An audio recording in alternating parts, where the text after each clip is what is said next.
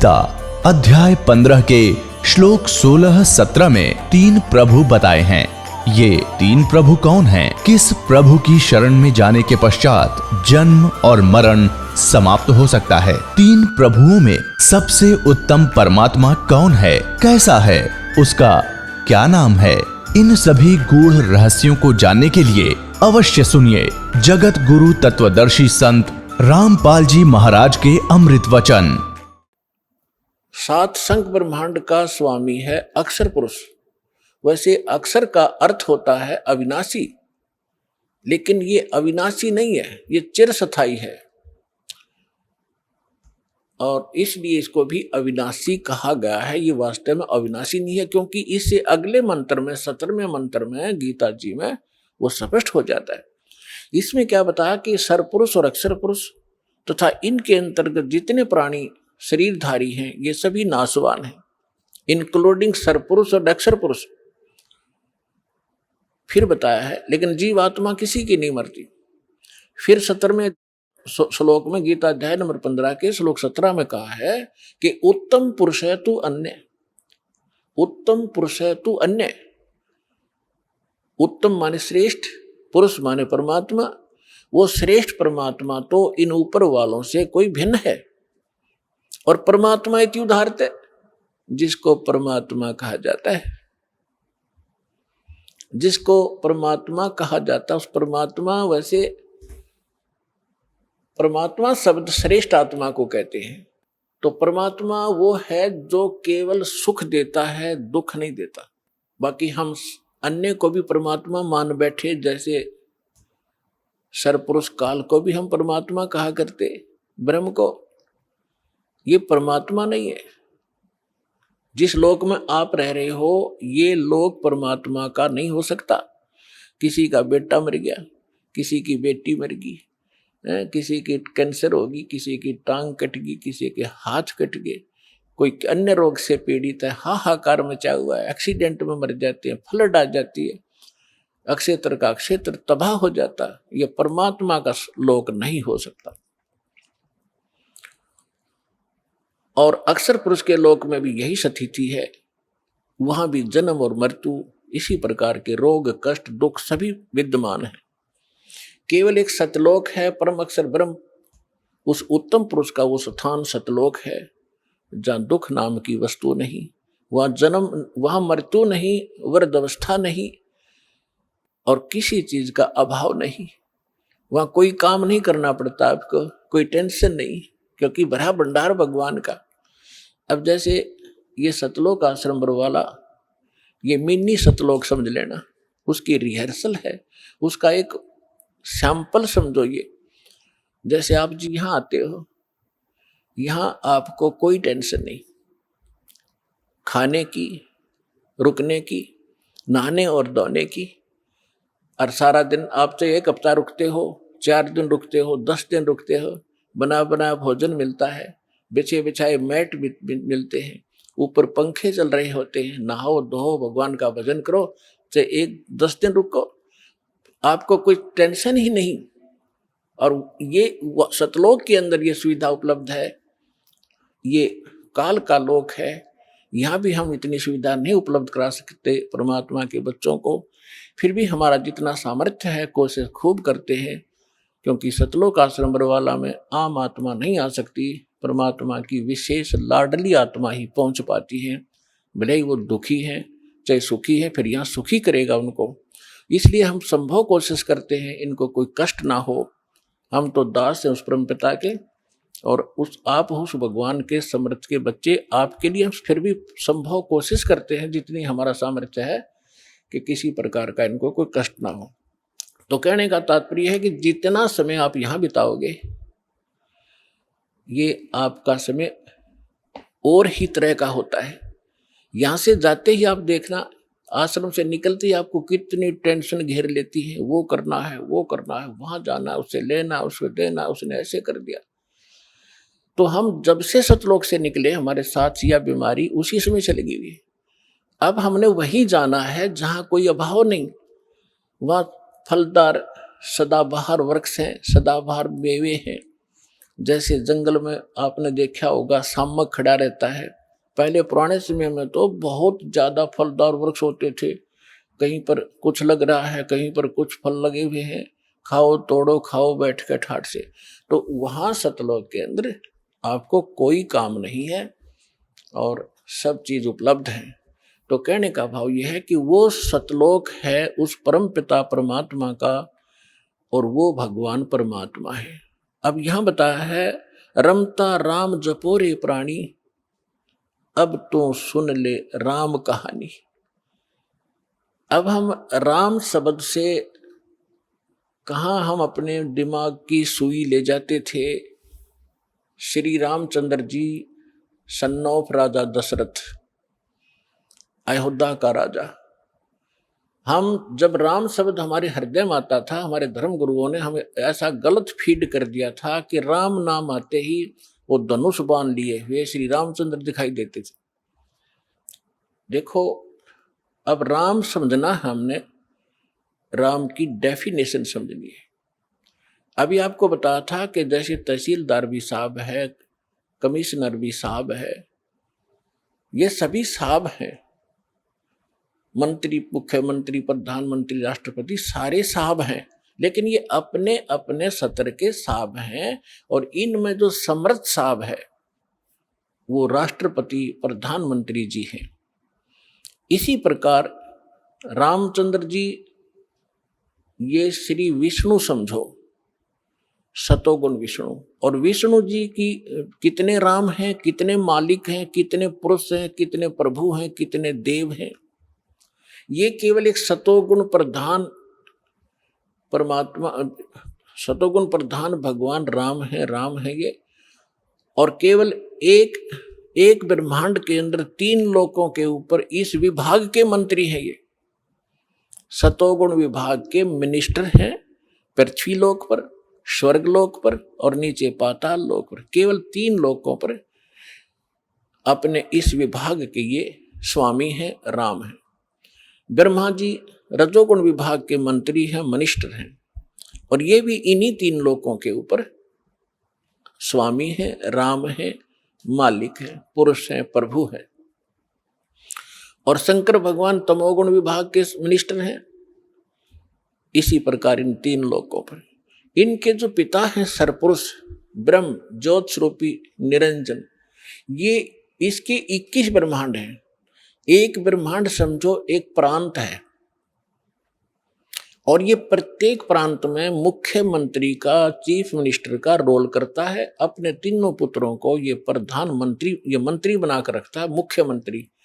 मुख्य मीन यहाँ वाला मुख्यमंत्री नहीं, यानी अन्य से जैसे देव और भी हैं, जैसे जल का देवता वरुण है और धन का देवता कुबेर है, ऐसे ये अलग अलग जो और देवता हैं, जैसे सूर्य प्रकाश स्रोत का देवता भगवान प्रभु सूर्य है। सूर्य ये आग का गोला नहीं है, एक देव है जो इन प्रकाश स्रोतों का स्वामी है। जैसे बिजली मंत्री होता है, बिजली मंत्री, विद्युत मंत्री वो कोई पत्थर का नहीं होता या कोई वो बिजली चमकती हुई नहीं होता, वो एक इंसान होता है, उसके कंट्रोल में बिजली विभाग होता है।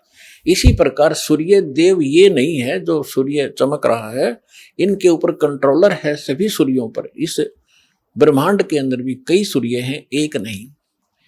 और ऐसे ऐसे बहुत से और भी प्रकाश स्रोत हैं चंद्रमा की तरह, तो उन सब का कंट्रोलर वो है। ऐसे तो कहने का भाव ये है कि ये केवल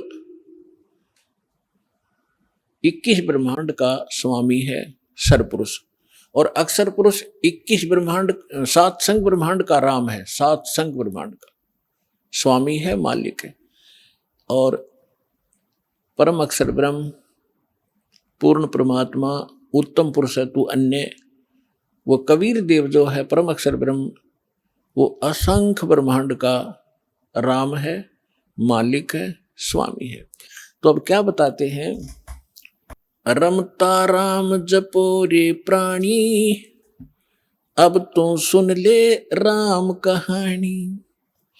कच्छ मच्छ कूरम ना होते, धौल धरनी नहीं ध्यानी, चंद सूरज दो दीपक ना थे पवन और पानी। भाई कच्छ मच्छ ये कूरम ना होते, धौल धरनी नहीं ध्यानी, चंद सूरज दो दीपक ना थे पवन और पानी। ब्रह्मा विष्णु महेश नहीं होते, नहीं लक्ष्मी नहीं गौरज रानी, सावत्री नहीं सनकादिक तब होते अलख बिनानी। पुणात्मा आप दास जी अभी आपको बताया था कि परमात्मा अच्छी आत्माओं को मिलते हैं, ये उनका विधान है, और वो सतलोक में रहता है, वहां से गति करके आते हैं, अच्छी आत्माओं को मिलते हैं और अपनी महिमा को आप ही अपनी अमृतवाणी से बोल बोल कर ऊंचे स्वर में कविताओं के माध्यम से, दोहों के माध्यम से, शब्दावली के माध्यम से एक कवि की तरह आचरण करते हुए वो अपना ज्ञान प्रचार करते हैं और उनसे प्राप्त ज्ञान को संत भी उसी प्रकार उस परमात्मा की महिमा को सुनाया करते हैं।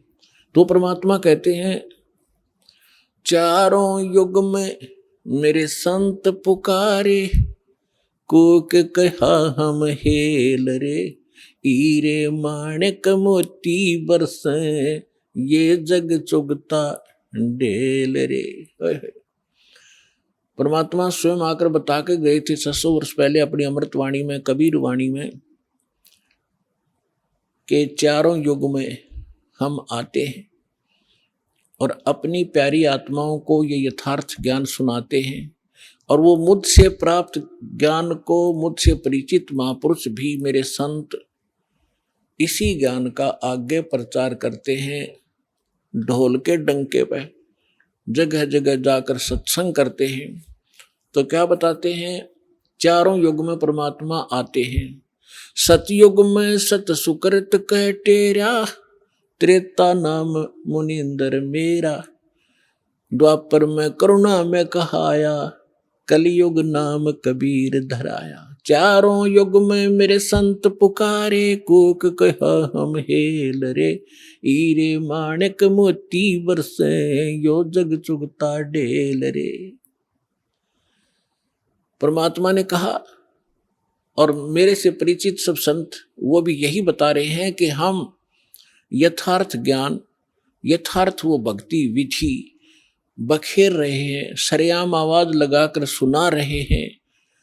आप हमारे इस ज्ञान को ना सुनकर जो हम सत साधना रूपी और सत ज्ञान रूपी हीरे और मोती आपके ऊपर बरसा रहे हैं, आपके सामने डाल रहे हैं, आप ठुकरा कर चल देते हो और आप आन उपासना करते हो अन्य देवताओं की, जो शास्त्र विधि को त्याग कर मनमाना आचरण है, जिसके विषय में श्रीमद् भगवत गीता अध्याय नंबर 16 के श्लोक 23 और 24 में कहा गया है कि शास्त्र विधि को त्याग कर जो मनमाना आचरण करते हैं अर्जुन, उनको न तो कोई सुख होता है, न उनकी सिद्धि होती है, और न ही उसको कोई गति होती है। व्यर्थ, यूजलेस। इससे तेरे लिए अर्जुन कर्तव्य और अकर्तव्य की व्यवस्था में कौन सी साधना करनी चाहिए, कौन सी भक्ति करनी चाहिए और ना करनी चाहिए, उसमें सदग्रंथ ही प्रमाण मानना, किसी के लोक वेद पर, दंत कथा पर विश्वास मत करना। तो जितने भी परमात्मा कहा करते थे कि तुम्हारे जो धर्म गुरु हैं, कबीर परमेश्वर जी कहा करते थे कि तुम्हारे जितने धर्म गुरु हैं ये गलत ज्ञान प्रचार कर रहे हैं, तुम्हें सत भक्ति नहीं बता पा रहे हैं, और हम सत भक्ति बता रहे हैं, तुम इनको ठुकरा करके वो साधना कर रहे हो जो ना तुम्हें सुख दे कर सकती है, ना तुम्हारा भविष्य में आने वाले आपदाओं को नहीं टाल सकती है। आपके प्रारब्ध में, आपकी किस्मत में जो लिखा है आपका कष्ट, उसका निवारण नहीं कर सकते। तो वो आप डड़े ढो रहे हो, कंकर पत्थर इकट्ठे कर रहे हो, उनको हीरे और मोती जान के, वो तुम्हारी भारी भूल है। इन कंकर और पत्थरों को जब आप आगे जाकर ले जाओगे सिर पर रख कर, और जहां इनकी कीमत लगेगी, तब आपको पता चलेगा कि तुम पत्थर उठा लाए, कंकर उठा लाए, लाल हाथ लगा नहीं।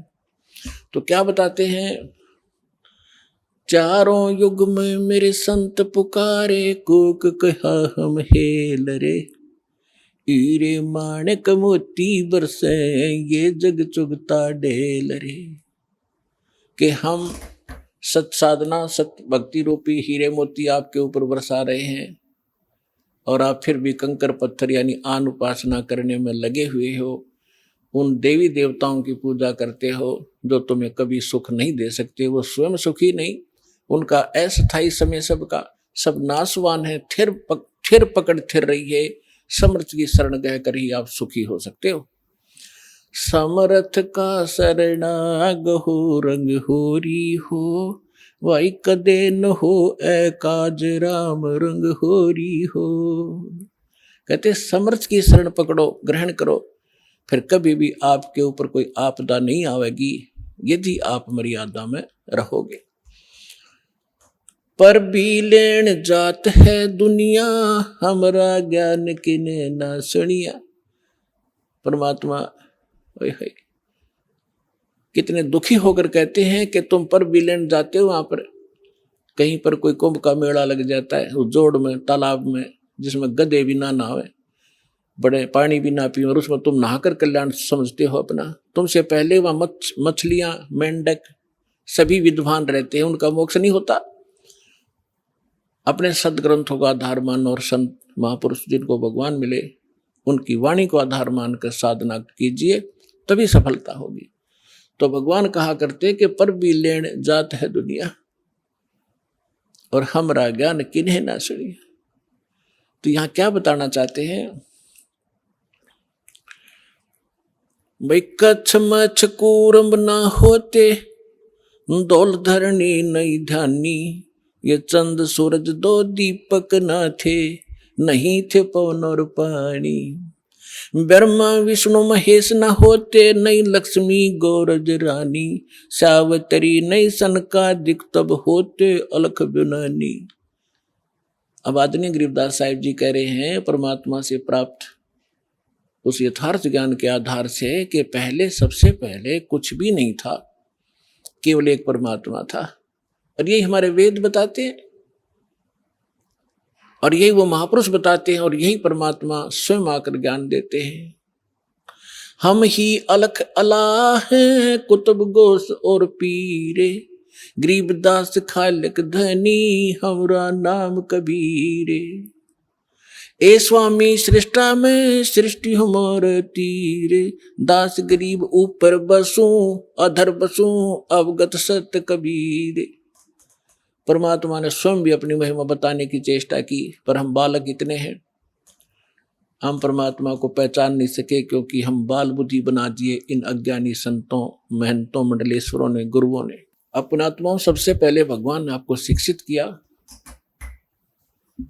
और फिर इस ज्ञान को आप तक पहुंचाया। अब जितने भी आप यहां आए हो किसी भी धर्म मजहब से, सबसे पहले आपने ये ज्ञान सुना होगा तो बहुत बुरा लगा था, और आज आपको कैसा लग रहा है कि हे भगवान, अगर पृथ्वी पर ज्ञान है तो ये है ना, सब अज्ञान भरा पड़ा है।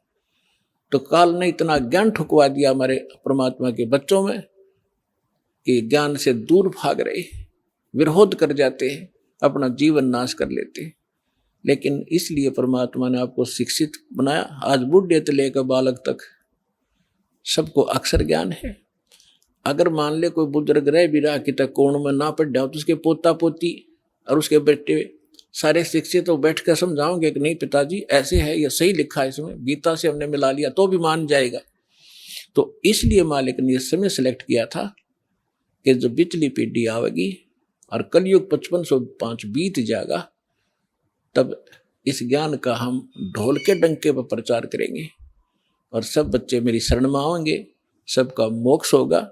पूरे विश्व के बच्चे परमात्मा के ही बच्चे हैं, चाहे कोई हिंदू है, मुसलमान है, सिख है, ईसाई है, हम एक पिता के बच्चे। हम अपनी गलती से अलग अलग हो गए, हमें ज्ञान ठीक ना मिलने से हम भिन्न भिन्न हो गए। परमात्मा का आदेश है कि इस ज्ञान को सुनकर सब फिर एक होंगे और सबका मोक्ष होगा। अपने आत्माओं, आपको कथा सुनाते हैं।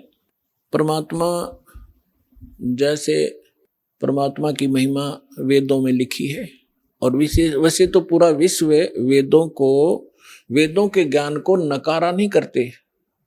केवल एक पंथ है, और उस पंथ की जो ब्रांचें हैं वो ही अपनी मंदबुद्धि के कारण ये कहते हैं कि हम वेदों और गीता को नहीं मानते। हमारे गुरुओं का ज्ञान तो वेदों और गीता से ऊपर का है। जब दास ने उस पंथ के यानी राधा स्वामी पंथ के प्रवर्तक श्री शिवदयाल जी महाराज, आगरा के रहने वाले, जो जिसे राधा स्वामी पंथ चला बताते हैं, जो इनका प्रमुख है, उसका ज्ञान पढ़ा और फिर वेदों से देखा, संतों की, महापुरुषों की वाणी से देखा, उसने कख भी पता नहीं अध्यात्म मार्ग का। और उसके अनुयायी नो कहते हम तो वेदों को और गीता को नहीं मानते, हमारा ज्ञान तो इससे ऊपर का है। उसकी झलक आपको कई बार दिखा रखी है, फिर दिखाऊंगा। उन्हें सतनाम का पता नहीं, सतलोक का पता नहीं, वो कैसा है और वहां क्या सचिथि है, खाक है उनके पास ज्ञान। और इनमें से राधा स्वामी पंथ से ही कौन से पंथ निकले हैं? धन धन सतगुरु सच्चा सौदा सिरसा और जगमाल वाली, और दनौद के अंदर ताराचंद, जय गुरुदेव मथुरा में, ठाकुर जी एक हुए हैं वो राधा स्वामी के ही, और दिल्ली के अंदर सावन कृपाल मिशन, और भी नरे बहुत गणे इनके पंथ। ये सारे समझो उसी कुएं का जल है, जिसमें जल के स्थान पर कुछ भी नहीं है, खाली है। वो खारा पानी है, यो जलैस है, ये समझो, यानी उनका ज्ञान गलत है। विश्व में कोई भी किसी भी मजहब का आदमी वेदों और गीता को नकारता नहीं, सब मानते। विशेषकर हिंदू धर्म तो मानता ही मानता है। तो दास आप ये समझाना चाहेगा कि जब वेदों में जो ज्ञान लिखा है, परमात्मा कैसा है, कहाँ रहता है, कौन है, कैसे मिलता है, तो फिर कम से कम हिंदू समाज ने पढ़े लिखे हो, एजुकेटेड हो, कोई बालक नहीं बतेरे दिन बह कालिया इन हमारे को, तो आपने तो मानना ही पड़ेगा कि जो वेदों में परमात्मा की डेफिनेशन लिखी है, परमात्मा की महिमा लिखी है, उसकी परिभाषा लिखी है, वो सत्य है।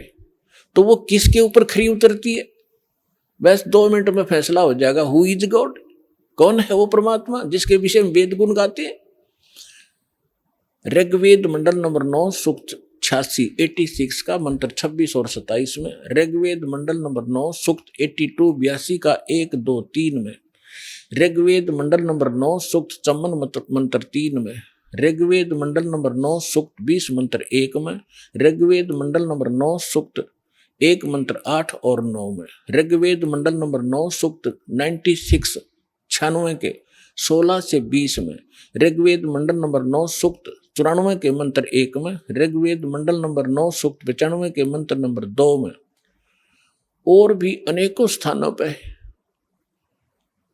इसमें क्या लिखा है कि वो कबीर देव, कबीर साहब, कबीर भगवान, वो ऊपर सतलोक में, अमरलोक के तीसरे भाग में वहां बैठा है, सभी ब्रह्मांडों के ऊपर,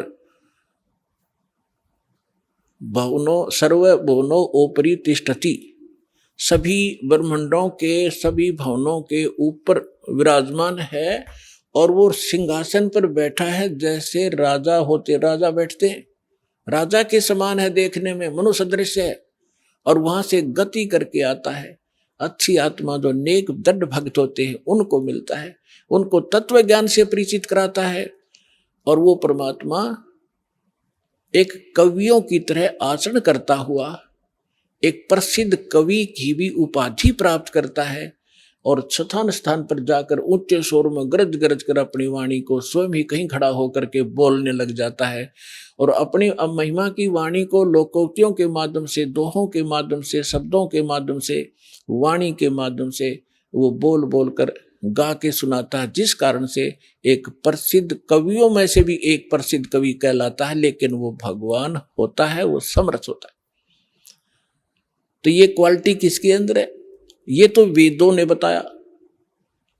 और फिर कि भगवान मनुष्य सदृश है, वहां से चल कर आया, तख्त पर बैठा है, सिंहासन पर बैठा है, और जिन महापुरुषों के दास ने नाम गिनाए, एक बार फिर नाम गिनाता हूं, क्योंकि ऐसे महापुरुषों के बार बार नाम लेने से भी हमारी आत्मा शुद्ध होती है। आदरणीय धर्मदास साहिब जी, आदरणीय मुल्कदास साहिब जी, आदरणीय नानक देव साहिब जी, आदरणीय दादू साहिब जी, आदरणीय गरीबदास साहिब जी, गांव छुड़ानी, जिला जज्जर, हरियाणा वाले, आदरणीय घीसा दास साहिब जी, गांव खेखड़ा, जिला बागपुर, उत्तर प्रदेश वाले, आदरणीय स्वामी रामानंद जी, काशी वाले। अपनात्मा दास जिन महापुरुषों के नाम गिना रहा है, आप ये ना समझना कि जहां ये रहा करते वहां बड़ी भक्ति होगी, वहां कख नहीं किसी के पास। कई भक्त इस भूल में धक्के खान चले गए, वहां कोई छुड़ानी चला गया, और उनका जब देखा हाल फिर आया वापस। तो पुण्यात्मा, क्योंकि हम पहले या भटक चुके हो, अब बार बार ना भटकना, इसलिए दास आपको आगाह करता है। ये संत महापुरुष खड़े हुए, लेकिन वो भी उस महापुरुषों के इस ज्ञान से परिचित नहीं है। इन महापुरुषों ने फिर यही बताया, क्या बताया? जैसे नानक साहब ने कहा,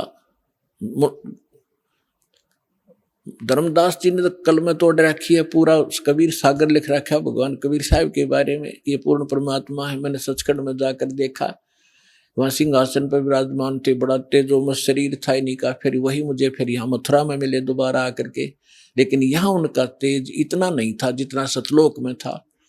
तो ये भी गरीबदास साहिब जी कहते हैं कि तेज पुंज अन्य दे धरकर इस विध हमको भेंट ही, हल्का तेज पुंज का शरीर बनाकर वो यही वेद बताते हैं कि वो अपने शरीर को सरल करके वो परमात्मा यहाँ प्रकट होता है, आता है, अच्छी आत्माओं को मिलता है। तो इन्होंने क्या बताया है कि जैसे धर्मदास जी ने कहा कि आज मोहे दर्शन दियो जी कबीर, आज मोहे दर्शन दियो जी कबीर, सतलोक से चल कर आए, सतलोक से चल कर आए, काटन काल की जंजीर, आज मोहे दर्शन दियो जी कबीर, आज मोहे दर्शन दियो जी कबीर। नानक साहब ने कहा है, मुल्कदास जी ने कहा है, जपो रे मन परमेश्वर नाम कबीर, जपो रे मन साहेब नाम कबीर। एक समय गुरु बंसी बजाई कालंदरी के तीर, एक समय गुरु बंसी बजाई कालंदरी के तीर, सुर नर मुनि जन सब थकत बहे हुआ, रुक गया दरिया नीर, जपो रे मन साहेब नाम कबीर। दोनों दीन का झगड़ा ठन गया, टोहा ना पाया शरीर, जपो रे मन साहेब नाम कबीर। दास मलूक सलूक कहत है, खोजो खसम कबीर, जपो रे मन परमेश्वर नाम कबीर। नानक साहब जी कहते हैं, फाई सूरत मुलुक की वेश, ए ठगवाड़ा ठक्की देश, खरासी आना भोतावार, ये धानक रूप रहा करता। श्री गुरु ग्रंथ साहिब जी के प्रश्न नंबर 24 पन्ने पर ये वाणी अंकित है कि एक सवान दुई सवानी नाल भलके भौकाई, सदा ब्याल कूड़ छुरा मूठा झूठा मर्दार, और ये धानक रूप रहा करता। फाई सूरत मुलुक की वेश। फिर नानक साहब जी कहते हैं, तेरा एक नाम तारे संसार में, एहो आस एहे आधार, ये धानक रूप रहा करता। फाई सूरत मुलुक की वेश, ए ठगवाड़ा ठगी देश, खरासियाना भोतावार, ये धानक रूप रहा करता। और प्रश्न नंबर 731 पे कहा है कि अंधा चुंदला नीच जात परदेसी मेरा छिन आवे चल जावे और जाकी संगत नानक रंदा कैसे मोड़ा पावे। गुरु ग्रंथ साहिब जी के प्रश्न नंबर 721 पर लिखा है, एक अर्ज गुप्तम पेश तो दर कून करतार, हक्का कबीर करीम तू बे अपरवरदिगार, नानक बुगोयत जन तुरा तेरे चाकरा पा खाक्स फाकाक।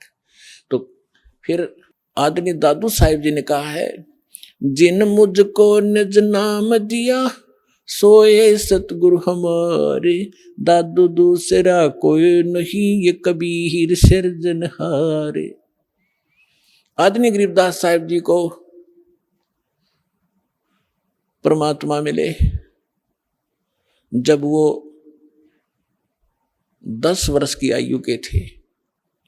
आदरणीय गरीबदास साहिब जी का जन्म विक्रमी संवत 1774 में हुआ और सन 1774 में हुआ, सन 1717 में। और 10 वर्ष की आयु जब हो चुकी थी संवत 1784 और सन 1727 में, वो परमेश्वर जिसकी महिमा का गुणगान वेद बताते हैं वो कैसी लीला करता है, गरीबदास साहिब जी की थोड़ी सी जानकारी देंगे आपको। क्योंकि हमारे अध्यात्म मार्ग में इन महापुरुषों का एक विशेष योगदान है सभी का, लेकिन इनमें से गरीबदास साहिब जी को परमात्मा ने अपनी योजना अनुसार पुनः वो सत्य ज्ञान दिया है जो अन्य संतों को तो दिया था, लेकिन उनकी वाणी सभी संग्रह नहीं हो सकी, या गरीब धर्मदास साहिब जी को दिया था कंप्लीट, उसने लिखा ही था साथ बैठ के। जैसे आदरणीय नानक साहिब जी की सारी वाणी गुरु ग्रंथ साहिब तक नहीं पहुंची, नहीं लिखी गई, उसमें बहुत सी वाणी कहीं कहीं रह गई। एक प्राण संग्रह नाम की पुस्तक है, उसके बारे में भी कहा कि वो पूरी की पूरी नानक साहिब जी की वाणी थी। उसमें 160 पृष्ठ थे, उसमें से 80 ही लिए गए, 108 अध्याय थे, 160 अध्याय थे, 80 ही लिए गए, बाकी कुछ रह गए किन्हीं कारणों से, वो लंबा विषय है, फिर बताएंगे। तो इस कारण से इस विशेष अध्यात्म ज्ञान को समझने के लिए विशेष योगदान है आदरणीय गरीबदास साहिब जी गांव छुडानी जिला जज्जरवाड़े का। क्योंकि परमात्मा को मालूम था, परमेश्वर ने जैसे काल ने कहा था कि आप कबीर नाम से अपना ज्ञान प्रारंभ करोगे और मैं आपके ही मार्ग में, आपके ही पंथ में अपने 12 दूत भेज दूंगा, आपके ज्ञान को खराब करेंगे और कबीर पंथी को आया करेंगे, नाम सारे गलत देंगे, तेरे ही अनुयायियों का मैं भट्ठा बैठाऊंगा। तब परमात्मा ने कहा था ठीक है तो अपना काम करिए, मैं अपना करूंगा। फिर परमात्मा ने कबीर सागर के अंदर कबीर बानी एक चैप्टर है, उसके प्रश्न नंबर 134, 35, 36 और 37 पे यह स्पष्ट किया है कि गरीबदास जी का 12वां पंथ होगा। संवत उसमें गलती से संवत 1775 लिखा है, वहां 74 होना चाहिए, मिसप्रिंट है, कि उसमें जो आएगा भक्त संत, जो उसका मुखिया होगा, उसके माध्यम से मैं अपनी महिमा की वाणी को पुनः प्रकट कराऊंगा। लेकिन उस गरीबदास पंथ वाले भी उससे परिचित नहीं होंगे, असंग जन्म तक वो मेरे इस ज्ञान को समझ नहीं सकेंगे।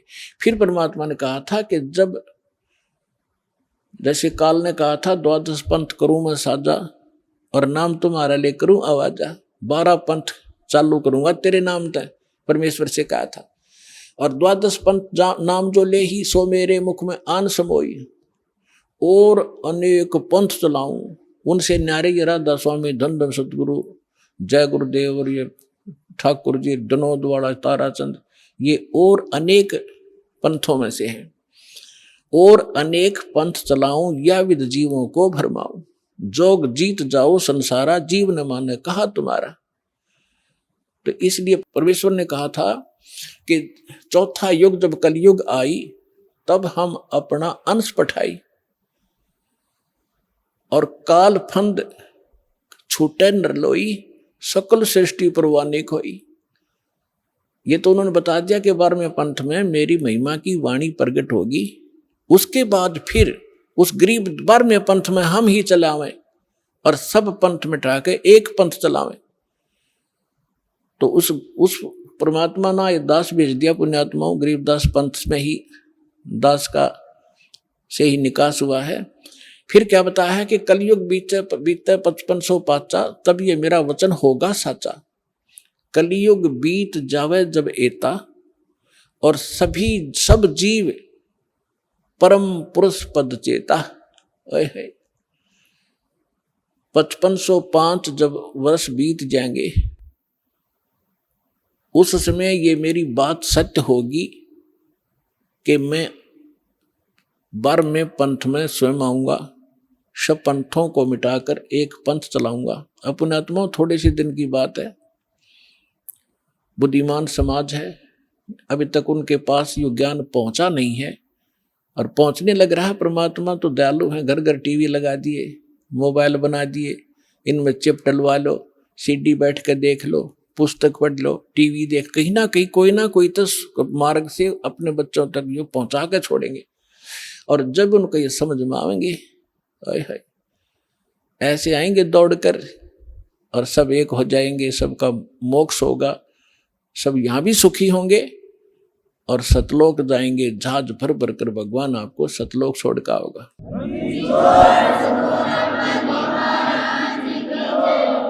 तो यहाँ प्रसंग जो चल रहा था, यहाँ जो प्रसंग चल रहा है कि गरीबदास जी जो हैं, इनका विशेष योगदान, इसलिए इनकी थोड़ी सी हिस्ट्री सुनाऊंगा ताकि आपको परमात्मा पहचानने में आसानी होगी।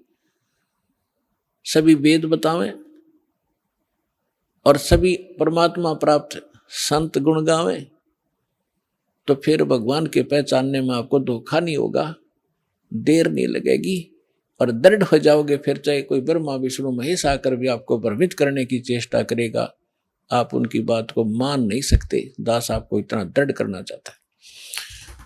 अब जो प्रसंग चल रहा है कि गरीबदास जी जब 10 वर्ष के हुए, गरीबदास जी की थोड़ी हिस्ट्री सुनाऊंगा, यहाँ उनकी जीवन लीला थोड़ी सी सुनाऊंगा, वह पर्याप्त होगी आपके लिए। गरीबदास जी गांव करौथा, जहां अपना आश्रम है, सबसे पहले हमने 1999 में वहीं से स्टार्ट किया था। 2006 में करौथा कांड इन दुष्ट लोगों ने कर दिया था, वो उधर कोई बात नहीं, हम परमात्मा ने हमारा यहाँ सफलता कर दी। हमें तो अपना प्रचार करना है, चाहे कहीं जंगल में बैठ कर गुण गावा, भगवान के बच्चों तक ज्ञान पहुंच जाना चाहिए। तो करौथा गांव के वो मूल निवासी थे उनके पिताजी, और वो ब्याहे थे गांव छुडानी, जिला झज्जर हरियाणा में, और गांव करौथा है जिला रोहतक में। तो यहाँ उनके नाना के छुडानी के अंदर, यानी गरीबदास जी की माता का कोई भाई नहीं था, जिस कारण से उनके नाना जी ने उनके पिताजी श्री बलराम जी को, उनका धनखड़ गोत्र है, अपने घर पे छुडानी में घर जमाई बोलते हैं कि अपने जमाई को वहां रख लेना, उसको घर जमाई कहते हैं। तो सारी संपत्ति उनको दे दी, अपनी बेटी को यानी उसके दामाद को। उनके लगभग 2500 बीघा, जैसे राजस्थान में बीघा होता है, तो 2500 बीघा, पहले बीघा ही था यहाँ पर भी, ये बाद में ये बनी है यहाँ पर एकड़। तो 2500 बीघा जमीन था, इतना बड़ा किसान थे। आज के 1400 के करीब, पौने 1400 के करीब एकड़ जमीन बनती है उन 2500 बीघा की। तो सारी संपत्ति के वारिस फिर गरीबदास जी ही थे। 10 वर्ष के बालक थे, उनके पिताजी यानी नाना जी तभी तक वहाँ साथी थे। तो उनके वहाँ लगभग 150 गौवें थी, चरागा, क्योंकि अपने खेत बहुत बड़े थे, गौवें रखते थे। गरीबदास जी उन गौवों के पाली जाया करते थे चराने के लिए जंगल में। उनके साथ में अन्य गांवों के कुछ उनके किसान के यहाँ जो किराए पर पाली होते थे, और कुछ अन्य गांव वाले भी अपनी गौवों को उनके खेतों में चराने के लिए साथ चले जाते थे। संवत संवत 1784 यानी सन 1727 और फागुन उतरते की द्वादशी यानी फागुन सुदी द्वादशी को दिन के लगभग 10 बजे सभी गौवें चल रही थी, कोई बैठी हुई थी वृक्षों के नीचे। जांडी उस साइड में जैसे राजस्थान के अंदर जांड होते हैं ना, जांडियां, ऐसा ही स्थिति थी उस क्षेत्र की उस समय, जो आज बहुत से क्षेत्र में राजस्थान के अंदर। तो वहां जांडी ज्यादा होती थी, उन जांडियों के पास बैठी थी।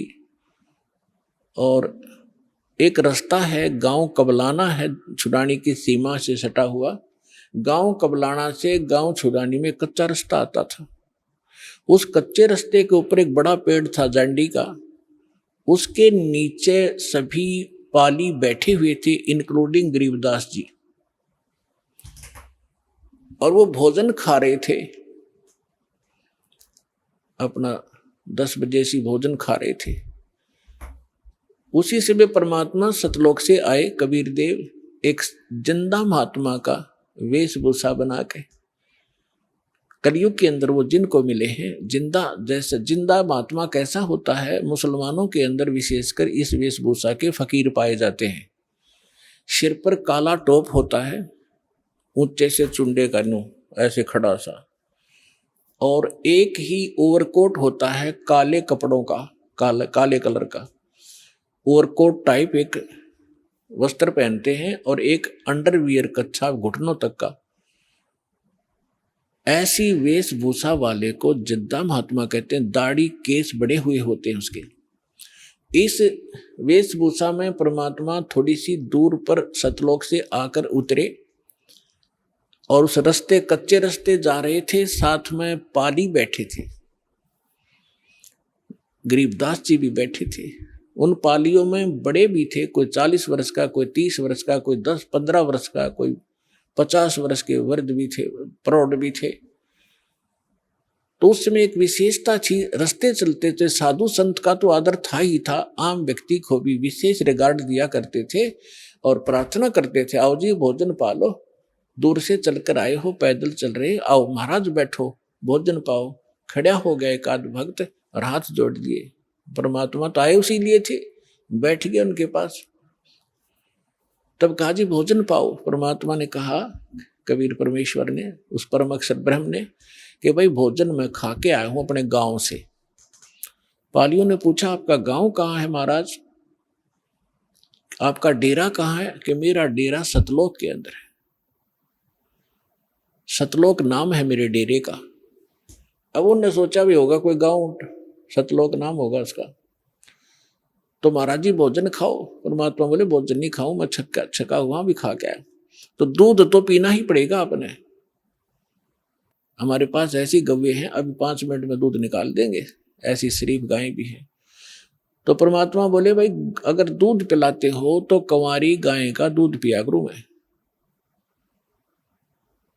तो सभी कहने लगे बाबा जी तेरा दूध पीने की नीत नहीं है, आप तो मजाक करते हो, उपहास कर रहे हो हमारा, आप दूध पीना ही नहीं चाहते। परमात्मा कहते पीना चाहता हूं, निकालो कंवारी गाय का दूध पीता हूं भाई मैं।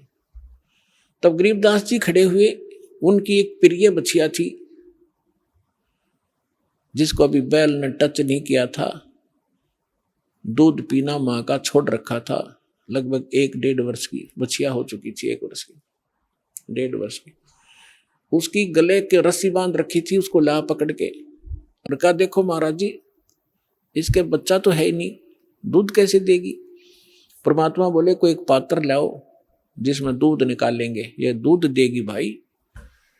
अब वहां एक मिट्टी का बर्तन था, जैसे जल पीने के लिए या लस्सी पीने के लिए ले जाते थे, उसको साफ करके रखा हुआ था। तो उसको कहा कि ये रखा जी पात्र, कहने लगे इसको फिर धो दो एक बार अच्छी तरह, फिर धो दिया साफ करके, इसके नीचे रखो गाय बछिया के। बछिया के नीचे गरीबदास जी 10 वर्ष के बालक पर तगड़े हो जाते थे, पकड़ कर बैठ गए, हंस रहे हैं, देख रहे बाबा जी कैसे दूध निकालेगा। अब परमात्मा ने बछिया के कमर पर थपकी मारी, लंबे लंबे सतन हो गए और दूध की धार बह चली। जब वो पात्र भर गया अपने आप दूध बंद हो गया। गरीबदास जी हैरान कि बाबा जी बड़ा शक्ति वाला है। अगले महाराज जी फिर पी लो।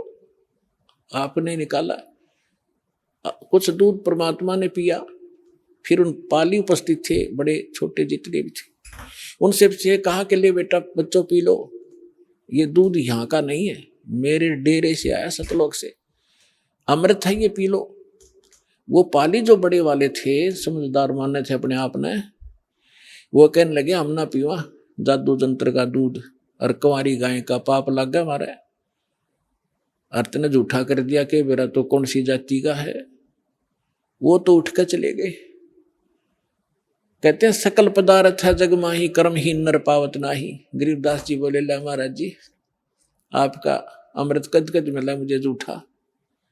पुण्यात्माओं ये है वो पुण्यात्मा जिनके लिए भगवान भटक रहे होते हैं, जो दृढ़ भक्त होते हैं, उनका स्वभाव न्यारा होता है, उनके लक्षण अलग होते हैं, तो तुरंत गट गट जितना पीना था पिया, बाकी रख दिया। तो परमात्मा ने उनको ज्ञान समझाया, सारी कहानी सुनाई।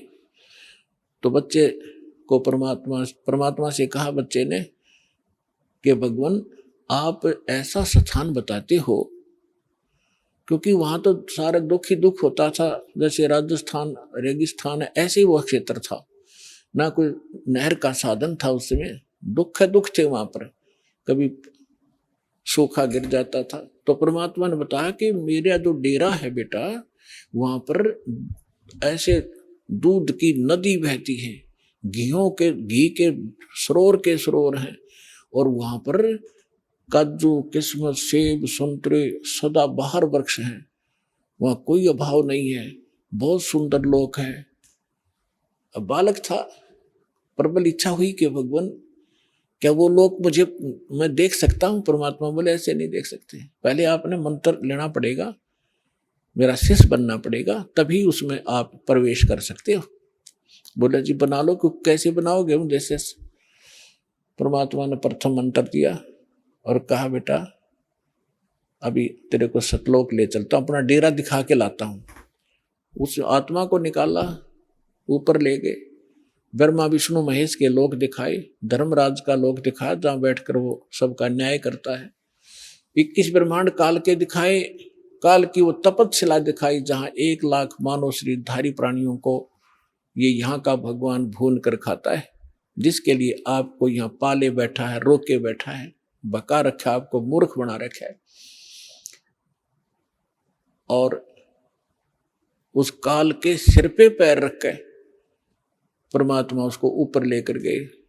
सरपुरुष अक्षर पुरुष का लोक दिखाया, उस पर ब्रह्म का 21 ब्रह्मांड दिखाए, फिर ऊपर अपने सतलोक 12वां द्वार पार करके सतलोक में पहुंचे, गरीबदास जी को देखे। अब वहां क्या लीला की दाता ने,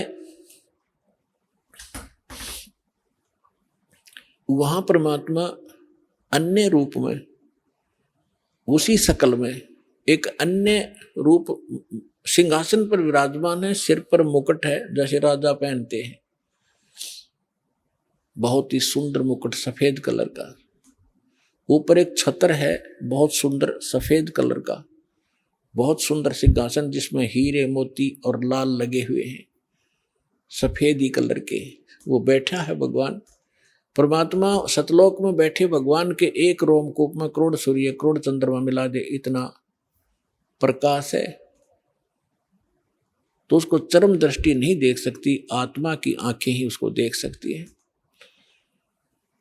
तो गरीबदास जी ने देखा भगवान तो ये है मालिक बैठा तख्त पर, और बहुत बड़ा गुम्बद है उसका, जैसे मंदिर नुमा एक बहुत बड़ा गुम्बद है, उसके सेंटर में भगवान विराजमान है।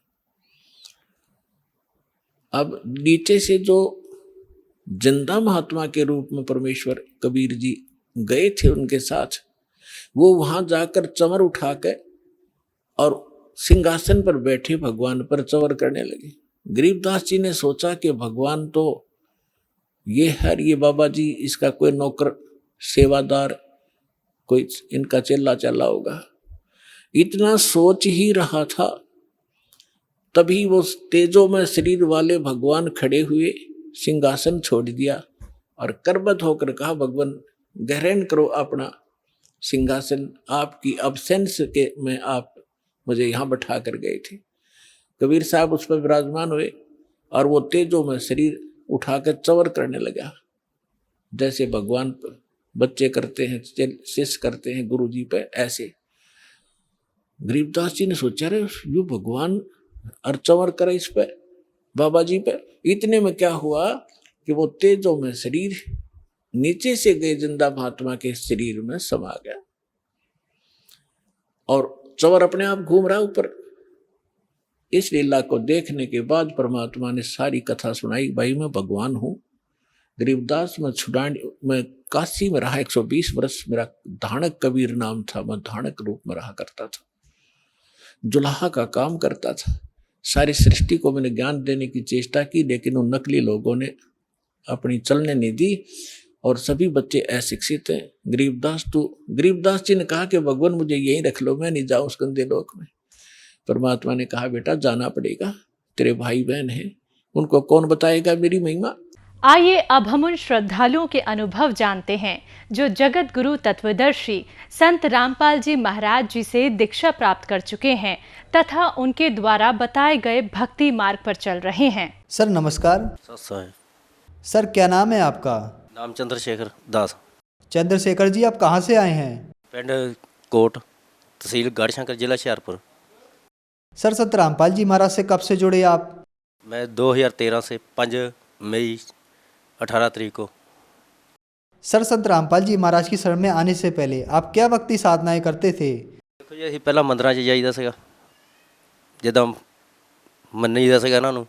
ਫਿਰ ਉਸ ਤੋਂ ਬਾਅਦ ਸਾਨੂੰ ਸਤਸੰਗ ਮਿਲੇ ਰੂਹਾਨੀ ਕੇਂਦਰ ਵਾਲਿਆਂ ਦੇ, ਅਤੇ ਉੱਥੇ ਅਸੀਂ ਜੁੜੇ 2008 ਤੇ। ਰੂਹਾਨੀ ਕੇਂਦਰ ਵਾਲਿਆਂ ਨਾਲ ਅਸੀਂ ਸਾਰੇ ਘਰਦਿਆਂ ਨੇ, ਪਰਿਵਾਰ ਨੇ ਨਾਮਦਾਨ ਲਿਆ। ਸਾਨੂੰ ਉੱਥੋਂ ਉਲਟੇ ਫਾਇਦੇ ਤਾਂ ਕੀ ਹੋਣੇ, ਉਲਟੇ ਨੁਕਸਾਨ ਹੋਣ ਲੱਗ ਪਏ। ਅਤੇ ਉਹ ਤੋਂ ਬਾਅਦ ਨਿਰੰਕਾਰੀਆਂ ਤੋਂ ਨਾਮਦਾਨ ਲਿਆ।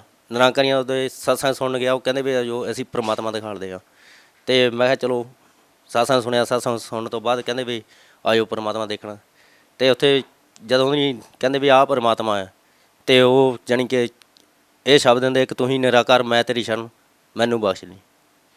ਅਤੇ ਉਸ ਤੋਂ ਬਾਅਦ ਦਿव्य ਜੋਤੀ ਜਾਗਰਤ ਵਾਲਿਆਂ ਨਾਲ ਵੀ ਜੁੜਿਆ। ਉਹ ਕਹਿੰਦੇ ਵੀ ਅਸੀਂ ਪ੍ਰਮਾਤਮਾ ਦਿਖਾਲਦੇ ਹਾਂ। ਚਲੋ ਮੈਂ ਕਿਹਾ ਤੁਸੀਂ ਪ੍ਰਮਾਤਮਾ ਦਿਖਾ ਲਓ। ਅਤੇ ਉੱਥੇ 10 ਸਤਸੰਗ ਸੁਣੇ ਘੱਟੋ ਘੱਟ। ਉਹ ਜਾਣੀ ਕਿ ਕਹਿੰਦੇ ਕਰਮ ਜੋ ਕੁਛ ਹੈ ਕਰਮ ਹੀ ਆ। ਅਤੇ ਉਹਦੇ ਵਿੱਚ ਗੀਤਾ ਦੇ ਵਿੱਚ ਲਿਖਿਆ ਵਾ, ਕਹਿੰਦੇ 11ਵੇਂ ਅਧਿਆਇ 'ਚ, ਵੀ ਅਰਜਨ ਤੇ ਕੋਈ ਦਿव्य ਦ੍ਰਿਸ਼ਟੀ ਹੈ ਨਹੀਂ, ਵੀ ਲੈ ਤੈਨੂੰ ਮੈਂ ਦਿव्य ਦ੍ਰਿਸ਼ਟੀ ਪ੍ਰਦਾਨ ਕਰਦਾ। ਵੀ ਜੋ ਦੇਖਿਆ ਉਹ ਕਹਿੰਦਾ ਵੀ ਹਜ਼ਾਰਾਂ ਸੂਰਜਾਂ ਦਾ ਪ੍ਰਕਾਸ਼ ਇੱਕੋ ਸਮਾਨ ਇੱਦਾਂ ਚੜ੍ਹ ਗਿਆ। ਅਤੇ ਉਹ ਜਾਣੀ ਕਿ ਕਹਿੰਦੇ ਵੀ ਇਹ ਭਗਤੀ ਸੱਚੀ ਆ। ਪਰ ਉੱਥੋਂ ਇਹ ਡਿਕਲੇਅਰ ਹੋ ਗਿਆ ਵੀ ਜਿਹੜੀ ਗੀਤਾ ਹੈ ਸੱਚੀ ਆ। ਜਿੱਦਾਂ ਹੁਣ ਰੂਹਾਨੀ ਕੇਂਦਰ ਵਾਲਿਆਂ ਨਾਲ ਜੁੜੇ ਸੀਗੇ ਜਾਂ ਹੋਰ, ਇਹਦੇ ਨਾਲ ਸਾਨੂੰ ਇਹ ਨਾ ਅਸੀਂ ਡਿਸੀਜਨ ਲੈ ਸਕਦੇ ਸੀਗੇ ਵੀ ਸਾਡੇ ਸਤਿਗ੍ਰੰਥ ਸੱਚੇ ਆ ਜਾਂ ਝੂਠੇ ਆ। ਹਾਲਾਂਕਿ ਅਸੀਂ ਸਾਡੇ ਸਤਿਗ੍ਰੰਥਾਂ ਦੀ ਭਗਤੀ ਕੋਈ ਹੋਰ ਹੈ, ਇਹਨਾਂ ਦੀ ਜਿਹੜੀ ਜਿੱਦਾਂ ਰਾਧਾ ਸਵਾਮੀ ਆ, ਰੂਹਾਨੀ ਕੇਂਦਰ ਵਾਲੇ ਆ, ਨਿਰੰਕਾਰੀ ਆ, ਇਹਦੇ ਸਾਰਿਆਂ ਦੀ ਭਗਤੀ ਹੋਰ ਹਿਸਾਬ ਦੀ ਆ। ਔਰ ਦਿव्य ਜੋਤੀ ਜਾਗਰਤ ਵਾਲੇ ਕਹਿੰਦੇ ਵੀ ਅਰਜਨ ਤੇ ਕੋਈ ਦਿव्य ਦ੍ਰਿਸ਼ਟੀ ਹੈ ਨਹੀਂ। ਉਹ ਫਿਰ 3 ਮਹੀਨੇ ਆਪਾਂ ਇਹਦੀ ਭਗਤੀ ਵੀ ਕੀਤੀ, ਸਭ ਕੁਛ, ਪਰ ਮਨ ਨੂੰ ਕੋਈ ਸ਼ਾਂਤੀ ਨਹੀਂ ਮਿਲੀ, ਨਾ ਕੋਈ ਦੁਆ। ਮੈਂ ਸ਼ਰਾਬ ਪੀਂਦਾ ਸੀਗਾ, ਸ਼ਰਾਬ ਨਹੀਂ ਸਾਤੋਂ ਛੁੱਟੀ, ਬੀੜੀਆਂ ਮੈਂ ਪੀਂਦਾ ਸੀਗਾ, ਲਾਭ ਕੋਈ नहीं ਹੋਇਆ, ਉਲਟੇ ਨੁਕਸਾਨੇ ਹੁੰਦੇ ਰਹੇ। तो फिर सर आप संत रामपाल जी महाराज की शरण में कैसे आए? ਮੈਨੂੰ ਸਤਸੰਗ ਮਿਲਿਆ ਸੁਣਨ ਨੂੰ ਸੰਤ ਰਾਮਪਾਲ ਜੀ ਮਹਾਰਾਜ ਦਾ 9:10 ਤੇ ਜੀ ਜਾਗਰਣ ਚੈਨਲ 'ਤੇ। ਮੈਂ ਖੂਬ ਸ਼ਰਾਬ ਪੀਤੀ ਸੀਗੀ। ਉਹ ਗਿਆਨ ਜਾਣੀ ਕਿ ਮੈਨੂੰ ਉੱਥੇ ਪ੍ਰਮਾਤਮਾ ਉਸ ਭਗਵਤੀ ਪ੍ਰਾਣ ਖੁੱਲ੍ਹਿਆ ਸੀਗਾ। ਵਿਸ਼ਨੂੰ ਦੀ ਸਤੁਤੀਆਂ ਸੀਗੀਆਂ। ਵਿਸ਼ਨੂੰ ਸਮਾਧੀ ਲਾ ਕੇ ਬੈਠਾ ਸੀਗਾ ਅਤੇ ਬ੍ਰਹਮਾ ਨੇ ਪੁੱਛਿਆ ਵੀ ਮਹਾਰਾਜ ਕਰਦੇ ਧਰਦੇ ਤੁਸੀਂ ਆ, ਵੀ ਤੁਸੀਂ ਕਿਹਦੀ ਭਗਤੀ ਕਰਦੇ ਆ?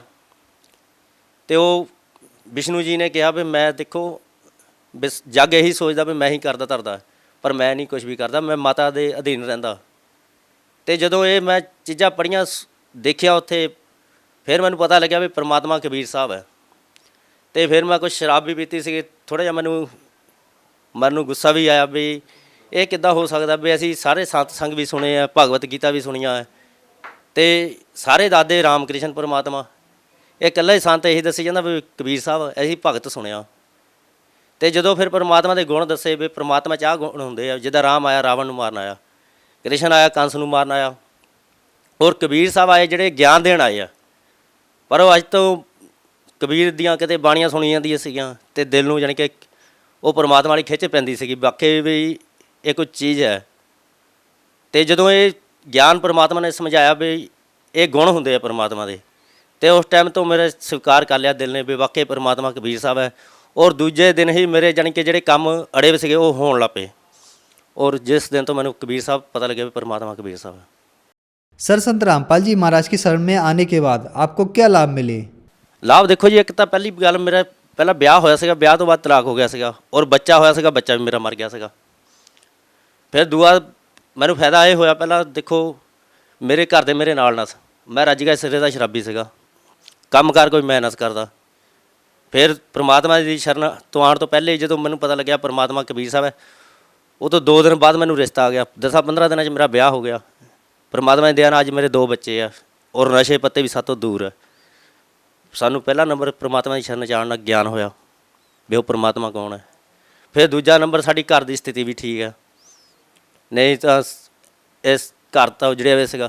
ਪਰਮਾਤਮਾ ਦੀ ਦਇਆ ਨਾਲ ਹਨੇਰਾ ਸੀਗਾ ਮੁਰੇ, ਫਿਰ ਸ਼ਰਾਬ ਤੋਂ ਬਿਨਾਂ ਸਾਡੇ ਕੋਲ ਹੋਰ ਚਾਰਾ ਹੈ ਨਾ। ਪਰਮਾਤਮਾ ਦੀ ਸ਼ਰਨ 'ਤੇ ਆਉਣ 'ਚ ਸਾਡੇ ਉਹ ਨਸ਼ੇ ਬੇਕਾਰ ਸਭ ਕੁਝ ਛੁੱਟ ਗਿਆ, ਸਾਨੂੰ ਗਿਆਨ ਵੀ ਹੋਇਆ। ਹੁਣ ਸਾਨੂੰ ਇਹ ਵੀ ਪੱਕਾ ਪਤਾ ਵੀ ਸਾਡੀ ਮੋਕਸ਼ ਵੀ ਪੱਕਾ होना। सर पहले आप रूहानी मिशन से जुड़े हुए थे, उसके बाद आप निरंकारी मिशन में आए, वहाँ जो आपको साधनाएं दी गई वो आपने की। फिर आपने दिव्य ज्योति जागरण संस्थान से नाम दीक्षा ली। फिर आप संत रामपाल जी महाराज की शरण में आए। तो सर रूहानी मिशन, निरंकारी मिशन, दिव्य ज्योति जागरण संस्थान के ज्ञान में और संत रामपाल जी महाराज के ज्ञान में आपको क्या भिन्नता नजर आई? ਗਿਆਨ ਦੇਖੋ ਜੀ, ਦਿਨ ਰਾਤ ਦਾ ਫਰਕ ਹੈ ਉਹਨਾਂ ਦਾ ਇਹਨਾਂ ਦਾ ਜੀ। ਉਹਦਾ ਦੇਖੋ ਸ਼ਾਸਤਰਾਂ 'ਤੇ ਕੋਈ ਸ਼ਾਸਤਰਾਂ ਨਾਲ ਮੇਲ ਨਹੀਂ ਕਰਦਾ ਉਹਦਾ ਜਿਹੜਾ ਗਿਆਨ ਹੈ। ਔਰ ਸੰਤ ਰਾਮਪਾਲ ਜੀ ਮਹਾਰਾਜ ਦਾ ਗਿਆਨ ਇਨੀ ਤਾਂ ਗੀਤਾ ਦੇ 1-2 ਸ਼ਲੋਕ ਚੁਣ ਲਏ, ਉਹ ਦੱਸੀ ਜਾਂਦੇ ਆ। ਪਰਮਾਤਮਾ ਦੀ ਸ਼ੁਰੂ ਤੋਂ ਲੈ ਕੇ ਐਂਡ ਤੱਕ ਗੀਤਾ ਖੋਲ੍ਹ ਲਓ, ਉਹਦੇ ਵਿੱਚ ਪ੍ਰੂਫ ਪਰਮਾਤਮਾ ਦੀ ਬਾਣੀ ਨਾਲ ਮੇਲ ਕਰ ਲਓ, ਪ੍ਰੂਫ ਮਿਲਦੇ ਆ। ਹੁਣ ਠੀਕ ਹੈ ਜੀ, ਬਾਕੀ ਜਿੰਨੇ ਵੀ ਸਤ ਗ੍ਰੰਥ ਆ ਉਹਦੇ ਸਾਰੇ ਦੇ ਇੱਕੋ ਹੀ, ਕਿਸੇ ਨੇ ਗੀਤਾ ਪੜ੍ਹੀ ਵਾ, ਕਿਸੇ ਨੇ ਸ਼ਿਵ ਪੁਰਾਣ ਪੜ੍ਹਿਆ ਵਾ, ਕਿਸੇ ਨੇ ਕੁਛ ਪੜ੍ਹਿਆ ਵਾ, ਕਿਸੇ ਨੇ ਕੁਛ ਪੜ੍ਹਿਆ ਵਾ। ਉਹਨੇ ਦੂਸਰੇ ਸ਼ਾਸਤਰ ਦਾ ਧਿਆਨ ਨਹੀਂ ਕੀਤਾ ਵੀ ਦੂਸਰਾ ਸ਼ਾਸਤਰ ਕੀ ਕਹਿ ਰਿਹਾ ਹੈ।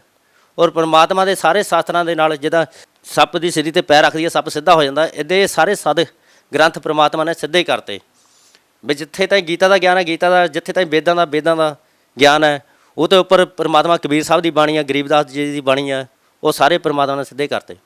सर ऐसा कहा जाता है कि गुरु नहीं बदलना चाहिए। पहले आप निरंकारी मिशन, रूहानी मिशन, दिव्य ज्योति जागरण संस्थान से जुड़े और अब आपने संत रामपाल जी महाराज को गुरु बना लिया, तो क्या आपने गुरु बदलकर पाप तो नहीं किया? ਦੇਖੋ ਜੀ, ਅਸੀਂ ਕੋਈ ਚੀਜ਼ ਲੈਂਦੇ ਆ 10 ਰੁਪਏ ਦੀ ਵੀ ਚੀਜ਼ ਲੈਂਦੇ, ਉਹਨੂੰ ਕਿੱਦਾਂ ਅਸੀਂ ਦੇਖਦੇ ਆ ਵੀ ਕਿਤੇ ਅਸੀਂ 10 ਰੁਪਏ 'ਚ ਵੀ ਲੁੱਟ ਨਾ ਹੋ ਜਾਈਏ। 100 ਰੁਪਏ ਦੀ ਚੀਜ਼ ਲਈਏ ਤਾਂ ਅਸੀਂ ਦੇਖਦੇ ਹਾਂ ਕਿਤੇ ਲੁੱਟ ਨਾ ਹੋ ਜਾਈਏ। 50 ਬੰਦਿਆਂ ਨੂੰ ਪੁੱਛਦੇ ਵੀ ਚੀਜ਼ ਸਹੀ ਹੈ ਜਾਂ ਗਲਤ ਹੈ। ਇਹ ਦੇਖੋ ਮਾਨਵ ਜੀਵਨ ਦਾ ਕਿਸੇ ਨੂੰ ਮੁੱਲ ਦਾ ਨਹੀਂ ਪਤਾ। 1 ਜੂਨ ਦੇ ਬਾਅਦ ਪਰਮਾਤਮਾ ਨੇ ਸਰੀਰ ਦਿੱਤਾ ਮਾਨਵ ਜੀਵਨ, ਇਹਦੇ ਵਿੱਚ ਤੁਸੀਂ ਪਰਮਾਤਮਾ ਨੂੰ ਪਾਇਆ ਜਾ ਸਕਦਾ। ਇਹਦੇ ਦੇਖੋ ਅਸੀਂ ਲੁੱਟ ਥੋੜ੍ਹਾ ਹੋਣਾ, ਇਹ ਤਾਂ ਨਕਲੀ ਅਸਲੀ ਨੋਟ ਦੀ ਪਰਮਾਤਮਾ ਨੇ ਨਿਸ਼ਾਨੀ ਦੱਸੀ ਆ। ਅਸੀਂ ਪਰਮਾਤਮਾ ਦੀ ਬਾਣੀ ਆ, ਜਬ ਤੱਕ ਗੁਰੂ ਮਿਲੇ ਨੇ ਸੱਚਾ, ਚਾਹੇ 1 ਕਰੋ ਚਾਹੇ ਕਰੋ 50। ਇਹ 'ਚ ਅਸੀਂ ਕੋਈ ਪਾਪ ਨਹੀਂ ਕੀਤਾ। सर जो लोग आज भी रूहानी मिशन, निरंकारी मिशन, दिव्य ज्योति जागरण संस्थान से जुड़े हुए हैं, उनको आप क्या कहना चाहेंगे? ਦੇਖੋ ਮੈਂ ਤਾਂ ਉਹਨਾਂ ਨੂੰ ਇਹੀ ਕਹਿਣਾ ਚਾਹੁੰਦਾ ਵੀ ਝੂਠ ਦਾ ਪੈਰ ਨਹੀਂ ਹੁੰਦੇ ਆ, ਵੀ ਇਹ ਛੱਡਣੇ ਪੈਣੇ ਆ ਤੁਹਾਨੂੰ, ਚਾਹੇ ਅੱਜ ਛੱਡ ਦਿਓ ਚਾਹੇ ਬਾਅਦ 'ਚ ਛੱਡ ਦਿਓ, ਇਹਨੀ ਸਹਾਈ ਵੀ ਨਹੀਂ ਹੋਣਾ। ਹੁਣ ਦੇਖੋ ਸੰਤ ਰਾਮਪਾਲ ਜੀ ਮਹਾਰਾਜ ਦੀ ਸ਼ਰਨ 'ਚ ਆਉਣ ਤੋਂ ਪਹਿਲਾਂ ਅਸੀਂ ਇਹਨਾਂ ਦਾ ਗੁਰੂਆਂ ਨਾਲ ਵੀ ਜੁੜੇ ਤੇ ਅਸੀਂ ਸਾਰੀਆਂ ਭਗਤੀਆਂ ਕਰਦੇ ਸੀਗੇ, ਸਾਡੇ ਫਿਰ ਵੀ ਦੁੱਖ 'ਤੇ ਦੁੱਖ ਆਉਂਦੇ ਸੀਗੇ। ਹੁਣ ਪਰਮਾਤਮਾ ਦੀ ਦਇਆ ਨਾਲ ਅਸੀਂ ਹੋਰ ਕੋਈ ਭਗਤੀ ਵੀ ਨਹੀਂ ਕਰੀਦੀ ਕਿ ਸੰਤ ਰਾਮਪਾਲ ਜੀ ਮਹਾਰਾਜ ਦੇ ਜਿੱਦਾਂ ਉਹਨੀ ਭਗਤੀ ਦੱਸੀ ਉਸ ਹਿਸਾਬ ਨਾਲ ਅਸੀਂ ਚੱਲੀਦਾ। ਸਾਨੂੰ ਰੋਜ਼ ਨਵਾਂ ਸੁੱਖ ਆਉਂਦਾ, ਕਦੇ ਵੀ ਸਾਡੇ ਜ਼ਿੰਦਗੀ ਘਾਟਾ ਨਹੀਂ ਹੋਇਆ, ਵਾਧਾ ਹੀ ਹੋਇਆ। ਚਾਹੇ ਅਸੀਂ ਮਿੱਟੀ ਨੂੰ ਵੀ ਹੱਥ ਪਾਇਆ ਉਹ ਵੀ ਪਰਮਾਤਮਾ ਦੀ ਦਇਆ ਨਾਲ ਸੋਨਾ ਹੀ ਬਣਿਆ। ਇਹ ਪਰਮਾਤਮਾ ਦੀ ਤੁਸੀਂ ਪਛਾਣ ਕਰੋ ਔਰ ਸੰਤ ਰਾਮਪਾਲ ਜੀ ਮਹਾਰਾਜ ਦੀ ਸ਼ਰਨ 'ਚ ਆਓ। सर संत रामपाल जी महाराज से कैसे जुड़ सकते हैं? ਉਸ ਚੈਨਲ 'ਤੇ ਦੇਖੋ ਜੀ ਸਤਸੰਗ ਆਉਂਦਾ, ਉਹਦੇ ਥੱਲੇ ਇੱਕ ਪੀਲੀ ਪੱਟੀ ਆਉਂਦੀ ਆ, ਉਹਦੇ ਪਰ ਨੰਬਰ ਆਉਂਦੇ ਆ, ਜਿੱਥੇ ਦੇ ਸੰਪਰਕ ਹੈ ਉਹ ਨੰਬਰਾਂ 'ਤੇ ਸੰਪਰਕ ਕਰਨ ਤੇ ਉੱਥੇ ਨਾਮਦਾਨ ਲਿਆ ਜਾਂਦਾ। ਤੇ धन्यवाद सर। ਸਤਿ ਸ੍ਰੀ ਅਕਾਲ।